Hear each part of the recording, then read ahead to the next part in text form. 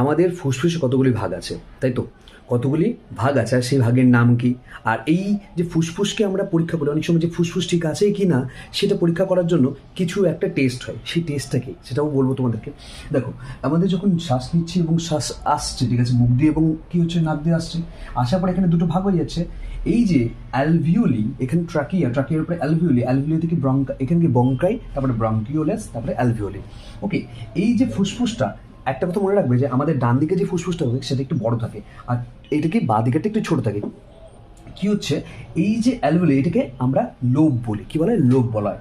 এই কটা ভাগ থেকে? ডান দিকে থেকে তিনটা ভাগ, যেহেতু বড় তার জন্য এখানে তিনটে ভাগ, এখানে একটা ভাগ, এখানে একটা ভাগ। তাহলে কি একটা, দুটো, তিনটে ভাগ। ওকে, আর এখানে কত ভাগ? এখানে দুটো ভাগ। এইগুলোকে কি বলা হয়? লোব বলা হয়। অনেক সময় দেখবে করোনাতে আমাদের মেনলি এফেক্ট হচ্ছিল, আমাদের কি ফুসফুসে এফেক্ট হচ্ছিল। আমরা কি করছো যে তুমি ঠিকঠাক করে ফুসফুসেই আসল প্রবলেম হচ্ছিল। এই যে অ্যালভিওলিগুলো আছে, অ্যালভিওলিতে আমাদের কি ওটাকে অ্যাটাক করছিল, অ্যালভিওলিকে নষ্ট করে দিচ্ছিল।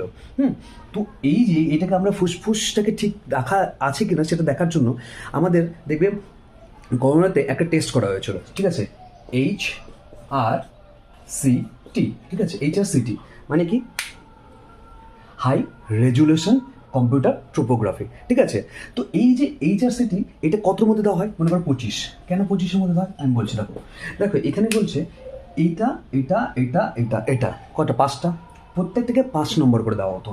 একে 5 নম্বর, একে 5 নম্বর, একে 5 নম্বর, একে 5 নম্বর, একে 5 নম্বর।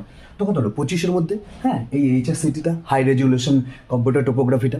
তো এইটাকে কি করছে, কখনো যদি এটাতে যদি 5 বেশি পেত, ঠিক আছে, এখানে যদি 5 এখানে ঠিক থাকলো, তাহলে এখানে 5, এখানে এটা ঠিক থাকলো 5, এটা খারাপ, তাহলে এখানে 5 কমে গেল, এটা ভালো, ঠিক আছে, এখানে 5, এটা খারাপ, তাহলে কি আমরা 15 পেলাম, তাহলে কি সেটাকে খারাপ।